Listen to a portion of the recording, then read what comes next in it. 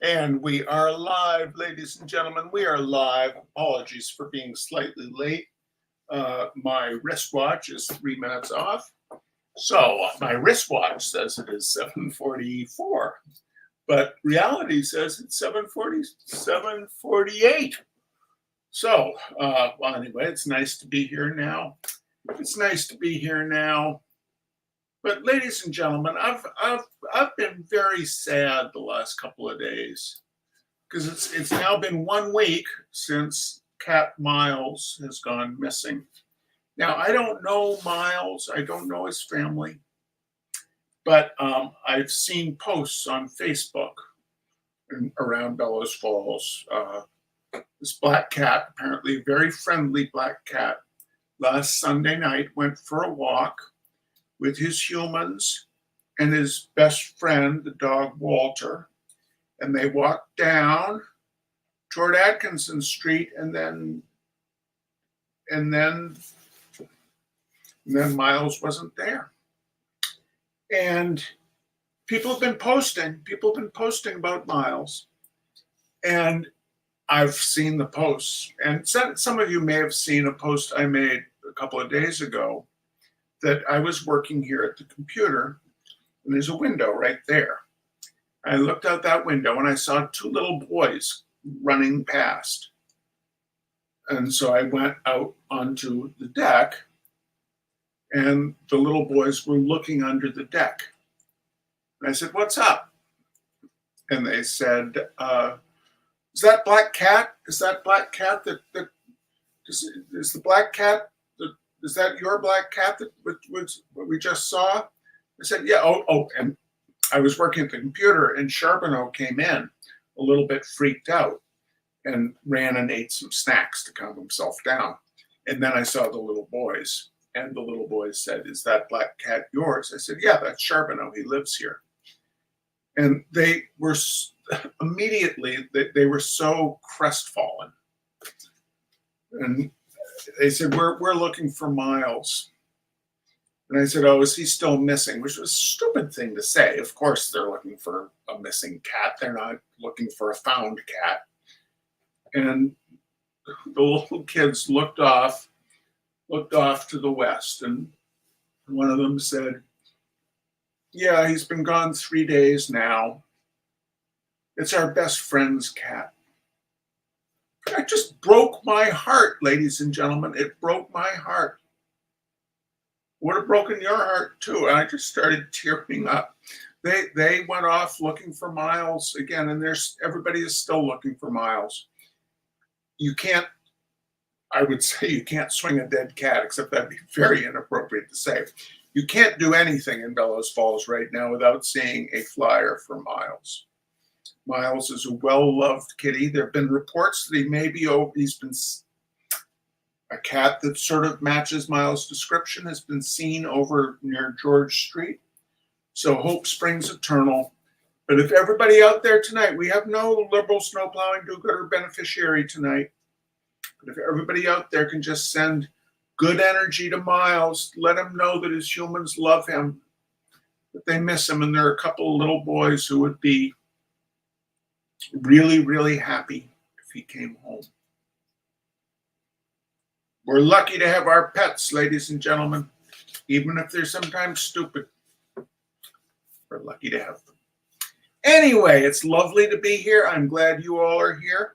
Next week, I'll be hitting up for money again. This week, there's no liberal snowplowing do-gooder beneficiary because I totally forgot about it. It was Sunday night until like noon. So tonight, all we're asking is send cosmic messages to Miles to go home. Go home, Miles. Go home. The Night the Ghost Got In by James Thurber. The ghost that got into our house on the night of November 17th, 1915, raised such a hullabaloo of misunderstandings that I am sorry I did not just let it keep on walking and go to bed. Its advent caused my mother to throw a shoe through a window of the neighbor's house and ended up with my grandfather shooting My grandfather shooting a policeman. I am sorry, therefore, as I have said, that I ever paid any attention to the footsteps. They began about 1:15 in the morning, a rhythmic, quick cadence walking around the dining room table. My mother was asleep in one room upstairs, my brother Herman in another. Grandfather was in the attic, in the old walnut bed, which, as you will remember, once fell on my father. I had just stepped out of the bathtub and was busily rubbing myself with a towel when I heard the steps. They were the steps of a man walking rapidly around the dining room table downstairs. The light from the bathroom shone down the back steps, which dropped directly into the dining room. I could see the faint shine of plates on the plate rail. I could not see the table. The steps kept going round and around the table. At regular intervals, a board creaked when it was trod upon. I supposed at first it was my father or my brother Roy, who had gone to Indianapolis but were expected home at any time. I suspected next that it was a burglar. It did not enter my mind until later that it was a ghost. After the walking had gone on for perhaps 3 minutes, I tiptoed to Herman's room. Psst, I whispered in the dark, shaking him. "Oh," he said in the low, hopeless tone of a despondent beagle. He always half suspected that something would get him during the night. I told him who I was. "There's something downstairs," I said. He got up and followed me to the head of the back staircase. We listened together. There was no sound. The steps had ceased. Herman looked at me in some alarm. I had only the bath towel wrapped around my waist. He wanted to go back to bed, but I gripped his arm. "There's something down there," I said. Instantly, the steps began again, circled the dining room table like a man running, and started up the stairs toward us, heavily, 2 at a time. The light still shone palely down the stairs. We saw nothing coming. We heard only the steps. Herman rushed to his room and slammed the door. I slammed shut the door at the stairs top and held my knee against it. After a long minute, I slowly opened it again. There was nothing there. There was no sound. None of us ever heard the ghost again. The slamming of the doors had aroused Mother. She peered out of her room. "What on earth are you boys doing?" she demanded. Herman ventured out of his room. "Nothing," he said gruffly, but he was in color, a light green. "What was all that running around downstairs?" said Mother. She had heard the steps too. We just looked at her. "Burglars!" she shouted intuitively. I tried to quiet her by starting lightly downstairs. "Come on, Herman," I said. "I'll stay with Mother," he said. "She's hysterical." I stepped back onto the landing. "Don't either of you go a step," said Mother. "We'll call the police." Since the phone was downstairs, I did not see how we were going to phone the police, nor did I want the police. But Mother made one of her quick, incomparable decisions. She flung up a window of her bedroom, which faced the bedroom windows of the house of a neighbor, picked up a shoe and whammed it through a pane of glass across the narrow space that separated the two houses. Glass tinkled into the bedroom, occupied by a retired engraver named Bodwell and his wife. Bodwell had been, for some time, in rather a bad way and was subject to mild attacks. Most everybody we knew or lived near had some kind of attacks. It was now about 2 in the morning of a moonless night. Clouds hung black and low. Bodwell was at his window in a minute, shouting, frothing, frothing a little, shaking his fist. "We'll sell the house and go back to Peoria," we could hear Mrs. Bodwell saying. It was some time before Mother got through to Bodwell. "Burglars!" she shouted. "Burglars in the house!" Herman and I had not dared to tell her that it was not burglars, but ghosts, for she was even more afraid of ghosts than she was of burglars. Bodwell at first thought she meant that there were burglars in his house, but finally he quieted down and called the police for us over an extension phone by his bed. After he disappeared from the window, Mother suddenly made as if to throw another shoe, not because there was a further need of it, but, as she later explained, because the thrill of heaving a shoe through a window had enormously taken her fancy. I prevented her. The police were on hand in a commendably short time. A Ford sedan full of them, 2 on motorcycles, and a patrol wagon with about 8 in it, and a few reporters. They began banging at our front door. Flashlights shot streaks of gleam up and down the walls, across the yard, down the walk between our house and Bodwell's. "Open up!" cried a hoarse voice. "We're men from headquarters." I wanted to go down and let them in, since there they were, but Mother would not hear of it. "You haven't a stitch on," she pointed out. "You'll catch your death." I wound the towel around me again. Finally, the cops put their shoulders to our big, heavy front door with its thick, beveled glass, and they broke it in. I could hear a rending of wood and a splash of glass on the floor of the hall. Their lights played all over the living room and crisscrossed nervously in the dining room, stabbed into the hallways, shot up the front stairs, and finally up the back. They caught me standing in my towel at the top. A heavy policeman bounded up the stairs.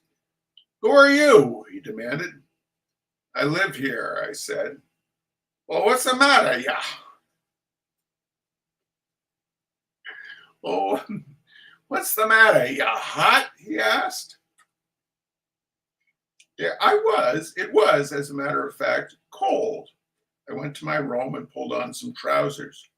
On my way out, a cop stuck a gun into my ribs. "What are you doing here?" he demanded. "I live here," I said. The officer in charge reported to Mother, "No sign of nobody, lady. Must have got away. What do he look like?" "There were 2 or 3 of them," Mother said, "whooping and carrying on and slamming doors." "Now that's funny," said the cop. "All your windows and doors was locked on the inside, tight as a tick." Downstairs, we could hear the tromping of other police. Police were all over the place. Doors were yanked open. Doors were yanked open. Drawers were yanked open. Windows were shot up and pulled down. Furniture fell with dull thumps. A half-dozen policemen emerged out of the darkness of the front hallway upstairs. They began to ransack the floor. They pulled beds away from walls. They tore clothes off hooks in the closets. They pulled suitcases and boxes off of shelves. One of them found an old zither that Roy had won in a pool tournament. "Looky here, Joe," he said, strumming it with a big paw. The cop named Joe took it and turned it over. "What is it?" he asked me. "It's an old zither.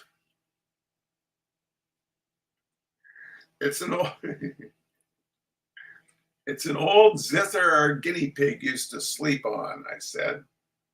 It was true that a pet guinea pig we once had would never sleep anywhere except on that zither, but I should never have said that.